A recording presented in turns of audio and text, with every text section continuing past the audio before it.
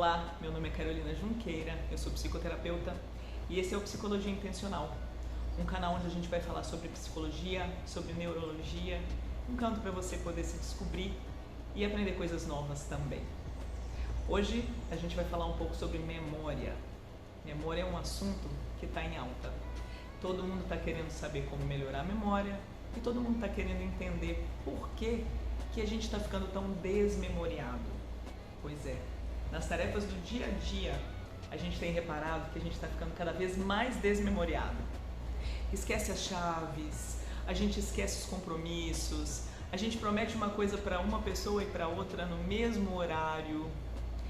A gente está fazendo uma confusão com a tal da nossa memória. E eu vou te contar uma coisa, grande parte dos nossos transtornos hoje de memória são completamente evitáveis. Comportamental, tá? A memória da gente, ela funciona de uma forma muito simples, mas a gente precisa de ter alguns cuidados que hoje em dia a gente não tem tido. E aí, pra gente poder falar sobre memória, vamos falar das bases da saúde primeiro. São dois pilares principais de toda a psicologia: alimentação e sono. Então, vamos bater um pouco na tecla dessa alimentação. A alimentação está saudável? Seus exames de sangue estão em dia? Você se alimenta corretamente? Está abusando dos ultraprocessados? Pensou? Se a resposta a todas essas perguntas for ok, estou me cuidando sim com a minha alimentação, não estou sentindo nenhuma culpa, nenhuma dor, nem nada, a alimentação está legal? Então agora nós vamos passar para o sono. Como é que está seu sono? Está conseguindo dormir pelo menos 5 horas por noite? O nosso sono é sagrado. E pesquisas de neurologistas atuais sugerem o seguinte: não adianta somente dormir durante o dia bem. A gente precisa do sono reparador noturno, a gente precisa da noite, a gente precisa da escuridão completa. Por quê? O nosso cérebro identifica quando está de dia e quando está de noite, mesmo que você esteja num quarto escuro ou usando aqueles tapa-olhos, ele precisa de que esteja completamente à noite para poder começar a produção de melatonina e para poder liberar seu GH. Então, tem que ser um bom sono à noite. Tá dormindo bem à noite? Tá conseguindo dormir pelo menos 3 horas sem acordar para levantar para fazer xixi? O ideal é 5, porque o nosso sono REM vai estar ali no meio entre o seu dormir e o acordar, e ele é o responsável pela limpeza e indexação das suas memórias de curto prazo para dentro das memórias de longo prazo, tá? Quando você dorme perfeitamente, dormiu mesmo, profundo, sono REM, que é Rapid Eye Movement, que é o movimento rápido dos olhos, depois que você dormiu, aí vem o faxineiro da memória, dá aquela limpada maravilhosa, eu já falei isso antes em outros vídeos, e aí você tem pronto para o próximo dia a sua memória de trabalho. Quando você não dorme bem, a sua memória de trabalho fica cheia das coisas do dia anterior, o faxineiro não trabalhou direito e aí a memória já fica comprometida, tá? Dormir bem é inegociável, comer bem é inegociável. Se não consegue comer bem com variedade de cores, pelo menos não coma mal, com o excesso de ultraprocessados. Farinhas brancas de todo tipo, açúcar demais, estimulantes demais, alimentos inflamatórios não são legais. Conversa com seu nutricionista, conversa com seu nutrólogo, conversa com seu médico e faça uma dieta bacana. Alimentação e sono, os dois pilares da nossa memória maravilhosa, ok? Agora a gente pula para a memória mesmo. Vamos conversar um pouquinho sobre memória. Por que hoje em dia tanta gente tem a sensação de que está ficando com a memória cada vez pior?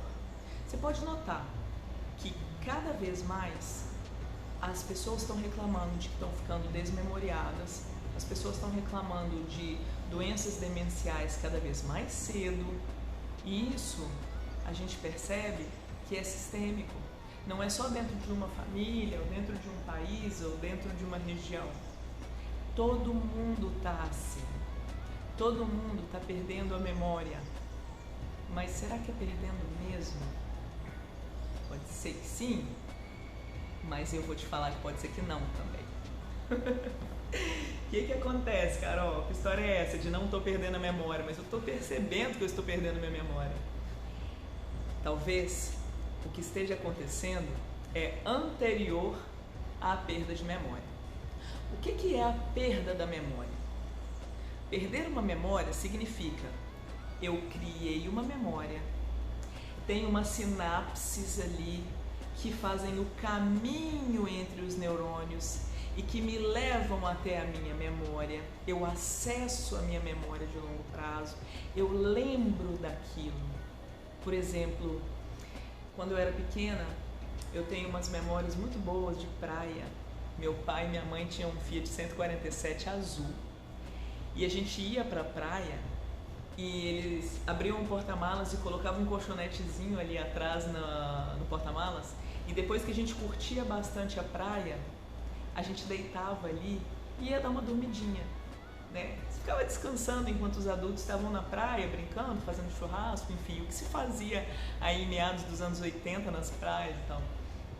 E dava aquela dormidinha, e eu fechava os olhos, e hoje ainda, se eu fecho os meus olhos, eu consigo escutar o barulho do mar, sentir o cheiro do sal da praia, e escutar crianças brincando lá no fundo, e sentir um cheirinho de churrasquinho passando assim também bem no fundinho. Eu consigo sentir o cheiro dos bancos daquele carro. Quem já teve um Fiat 147, ou já andou num Fiat 147, sabe muito bem do que eu tô falando. O cheiro de plástico daquele banco que fingia que era couro. E era quente pra caramba, a gente sentava, queimava o flanco, assim, queimava o bumbum. Quem ia tentar dirigir depois de meia hora no sol, queimava a mão no volante, enfim. Essa memória é uma memória que eu tenho, é uma memória que eu criei. Porque quando eu estava lá, eu estava lá. Parece loucura falar isso, mas é a maior verdade. Quando eu estava lá, eu estava lá. Hoje em dia, quando a gente acha que está num lugar, a gente muitas vezes não está num lugar. A gente está fisicamente, mas mentalmente, às vezes a gente está fazendo outras coisas que não são estar naquele lugar. E isso tem um impacto imenso na criação das nossas memórias. Quer entender melhor? Vou dar um exemplo. Imagina que você vai sair de casa, tá? Tá atrasado, a gente tá sempre acordando atrasado, correndo, e aí tá chovendo para poder piorar o cenário. Você tem um carro, sorte, que bom, bacana. Mas tá chovendo, você tem um carro, você tem que sair de casa, você tem que estar no seu compromisso rápido. E aí, você vai procurar a chave do carro. E você procura aquela chave, você não sabe onde está aquela chave. Cadê a chave do carro? Procura, não acha a chave do carro. Olha em cima da mesa, olha no aparador da frente, olha dentro do bolso da jaqueta, olha dentro da bolsa. Vai na pia do banheiro, né? Vai que você chegou muito rápido, precisava fazer um xixi, deixou ali, não tá. E aquilo te traz uma irritação muito grande, começa a contaminar o seu dia com cortisol, que é o hormônio do estresse, porque você precisa de sair. E a raiva, quando a gente tá com uma alta de cortisol e começa a crescer aquela raiva, ela amplifica o pensamento de confusão, ela compromete a nossa memória e ela compromete a nossa capacidade de decisão racional, né? Ela tampa os nossos olhos e ela cresce. E você não acha aquela chave. E aí você lembra que uma vez um psicólogo virou para você e falou assim: refaça os seus passos quando você chegou em casa. Dentro da sua cabeça você vai lembrar onde você pôs a chave. Aí você, bem obediente, Respira fundo, porque para todo exercício de memória, a gente precisa primeiro começar com a respiração. Eu vou explicar por quê daqui a pouco. Você respirou e você lembrou que você desceu do carro ontem, você não lembrou de ter trancado o carro, também não lembrou muito bem que horas eram, você deduziu porque você sabe qual que é o horário que você chega em casa mais ou menos. Pensou sobre pegar um elevador ou não, talvez, não sabe muito bem, chegou em casa, não tô lembrando. E aí dá aquele branco e você fala, putz, estou perdendo a memória. Eu tô ficando demente, não é possível, eu tô doido. Tô perdendo a memória, não lembro de nada. E aí a gente dá uma pausa nesse cenário. Pausou o cenário? Beleza. Imagina que tem uma câmera que te segue 24 horas por dia, tá? E a gente consegue acessar essa câmera e olhar o filme do que aconteceu ontem, quando você chegou em casa. Aí a gente vai, um filmezinho do que aconteceu ontem na sua câmera tá mostrando o seguinte: você desceu do carro falando ao telefone com alguém, você tentava fechar a porta e o cinto estava pendurado pelo lado de fora da porta e você estava com raiva, tentou fechar umas 2, 3 vezes, não conseguiu, reparou que o cinto estava lá, tirou o cinto, jogou para dentro do carro, fechou a porta. Foi até o porta-malas, abriu o porta-malas e tirou várias sacolas de lá de dentro do carro, porque você precisava de tirar as coisas que você tinha comprado no supermercado. Enquanto você tirava as sacolas, 2 vizinhos, chegando de elevador, conversaram com você e te deram um oi. E saíram. Você respondeu um oi rapidinho, porque você estava ao telefone e um pouco pendurado com as sacolas. Aí, conseguiu finalmente pegar todas as sacolas, fechar o porta-malas e travar seu carro, e você foi em direção ao elevador. Quando chegou no elevador, você desligou o telefone, porque você ia subir. Mas como você é muito nervoso com esse tal dessas redes sociais, você já abriu o seu Insta e ficou tentando rolar qualquer coisa ali para passar o tempo, né? Porque subiu no elevador, poxa, são 6 andares, mas 15 segundos ali de Instagram. E aí, quando você abriu a porta do elevador, uma das sacolas ficou lá. Você voltou, a câmera tá pegando isso tudo, tá, gente? Você voltou na sacola, foi lá, buscou a sacola, fechou a porta do elevador. Estava escuro o seu hall de entrada. A lâmpada queimou de novo. Que irritação! E aí você no escuro, com o telefone na mão, tentando sacudir para a lanterninha acendeu. Só que no movimento de tentar fazer a lanterna acender, você estava com as sacolas no braço, uma das sacolas caiu. Toda aquela confusão, aquele pandemônio na porta do seu apartamento. Você conseguiu chegar no interruptor, puf, bateu, realmente a lâmpada está queimada. Podia ter sido o sensor, né, de presença, mas não, era a lâmpada mesmo. E aí você enfiou a mão no bolso, pegou a sua chave, abriu a porta, entrou, foi lá no chão, lá fora, pegou aquele monte de sacola, levou para dentro. Na hora que você botou as sacolas lá dentro, lá na sala, quem que te gritou? Sua filha? Seu filho? Uma criança lá na sala gritando. E aí, o que você fez? Oi, pera só um pouquinho que estou guardando as sacolas. Enquanto você puxava as sacolas para colocar aqui no chão dentro de casa. O vento estava ventando muito ontem, a câmera pegou o vento. Veio da varanda e blum, fechou sua porta. Irritado com tudo aquilo, você só pega as sacolas e bota em cima da mesa, lava sua mãozinha e vai lá e abraça sua criança. Chegou em casa, levanta e fala assim, puxa, eu preciso fazer xixi. Aí você foi até o banheiro. Depois do banheiro, você sentou tranquilo. E aí foi começar a sua noite, depois de ter chegado em casa, tá? Foi isso que a câmera pegou. Onde é que tá a sua chave mesmo? Ficou na porta, pelo lado de fora. Você nem trancou a porta para ir dormir. Você nem conferiu sua porta antes de dormir. Você sabia que isso tinha acontecido? Não. Por que você não sabia que isso tinha acontecido? Por que você não conseguiu lembrar de onde você tinha deixado a sua chave? Porque você não criou a memória de onde tinha ficado a sua chave. Tá? E quando você não cria a memória, é impossível depois de você reaver a memória. Olha a profundidade desse esquema e olha a facilidade de resolver esse esquema. É muito, muito profundo o que eu vou falar. Quando você faz várias tarefas ao mesmo tempo, não significa que você tem um foco multifocal. Significa que você está com a atenção diminuída em todas as atividades que você está fazendo ao mesmo tempo.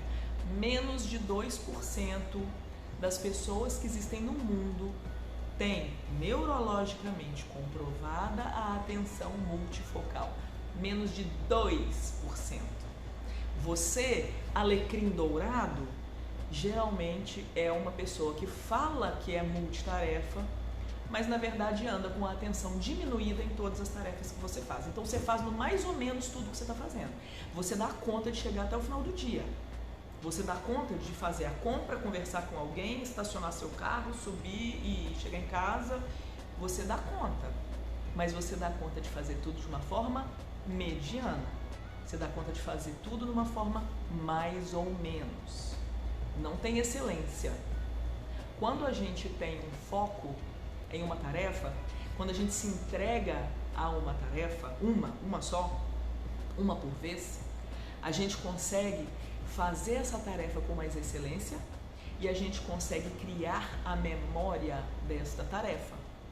Quando a gente não tem o foco em uma coisa só, a gente foca em 2, 3 coisas diferentes, a gente não cria a memória da tarefa que a gente está executando, porque a gente fica trocando de tarefa. E aí, a criação da memória fica comprometida. E se a criação da memória está comprometida, como é que você vai reaver a memória depois? Você não criou. Então você não consegue reaver nada. Onde que eu botei a chave do carro? Não sei. Por que eu não sei? Porque eu não criei a memória de ter trazido a chave, de ter deixado a chave na porta, de ter colocado em cima da mesa, de ter colocado dentro de uma bolsa. E aí volta uma frase que eu já falei em vídeos anteriores e eu vou falar todos os dias da minha vida. Por quê? Porque esse canal aqui é o canal da psicologia intencional. A gente tem que lidar com intencionalidade. A intencionalidade é o maior criador de memória, tá? E a frase é a seguinte, frase zen. Quando como, sei que estou comendo. Quando como, sei que estou comendo. Eu sei o que eu estou fazendo quando eu coloco a atenção naquilo que eu estou fazendo. Quando eu coloco a atenção naquilo que eu estou fazendo, eu crio a memória daquilo que eu estou fazendo. E aí, hoje, se eu presto atenção em algo agora, digamos, por 10 minutos, eu prestei atenção genuinamente em algo por 10 minutos. A nossa janela de atenção vai de 7 a 15 minutos, tá? Não se engana, porque não dá para fazer mais do que 7 a 15. É 7 a 15. Quando eu faço algo genuinamente prestando atenção naquele algo, aquilo entra para minha memória de curto prazo. Curto prazo. É a minha memória do dia. Tá ali no meu drivezinho de curto prazo. Como que eu transformo a minha memória de curto prazo numa memória de longo prazo?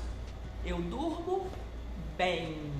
Eu durmo bem, durmo sono profundo, eu durmo meu sono REM, eu passo pelo menos 5 horas tranquilão, tranquilona ali na cama, no escurinho, sem interrupção. Aí, o que vai acontecer? Na hora que eu estou dormindo bem, a gente volta para o começo desse vídeo, quando a gente fala sobre sono. O faxineiro entra na minha memória de trabalho, na minha memória de curto prazo, limpa aquilo tudo, pega as minhas memórias de curto prazo que estão na área de trabalho e leva para serem indexadas as minhas memórias de longo prazo. Ele limpa a salinha do aprendizado do dia, para que no outro dia eu consiga colocar ali dentro mais memórias. e ele indexa, ele guarda as memórias que eu criei num armário de longo prazo, para que elas fiquem ali para serem acessadas. Quanto mais eu acesso a memória, mais eu reforço os caminhos que me levam até ela. E quando eu reforço os caminhos que me levam até ela, eu torno essa memória mais forte. Aí, como é que eu reforço essa memória? Eu penso nela em várias perspectivas. Eu penso nela em termos visuais, eu penso em termos de cheiro, eu penso em termos de que música que estava tocando naquela hora. Eu posso fazer exercícios na minha cabeça com essa memória. Mas eu tenho que criá-la primeiro, porque se eu não crio a memória, eu não consigo buscá-la novamente dentro da minha cabeça. Por que hoje em dia a gente está assim, desmemoriado? Não é porque a gente está ficando sem memória, porque a gente não está criando a memória. A gente não está criando porque a gente quer fazer tudo ao mesmo tempo. Porque existem muitos estímulos externos que consomem a nossa vida. O que esses estímulos dão pra gente de alegria? É dopamina, gente. É dopamina. Eles dão tesão, eles dão frisson, eles dão animação, eles dão uau, novidade, que massa. Ou então, eles dão fofoca, eles dão preenchimento, eles dão arcabouço pra gente gerar outras conversas. É muita coisa que acontece ao mesmo tempo.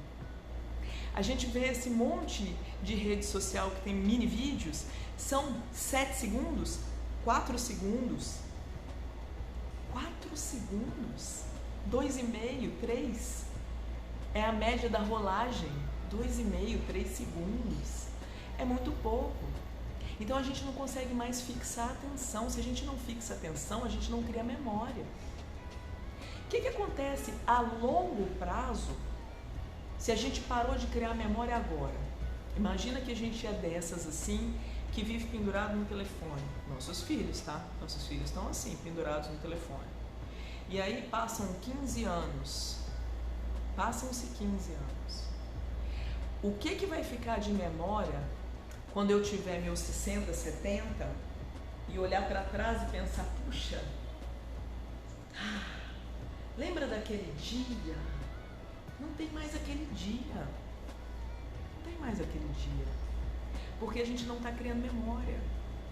E aí a gente vai esquecer cada vez mais a chave do carro.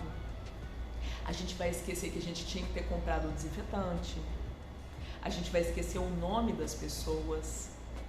Porque o nome das pessoas, ele precisa ser falado várias vezes, descrevendo a pessoa em diferentes situações, para que a gente consiga fixá-lo, lembrar dele por mais tempo.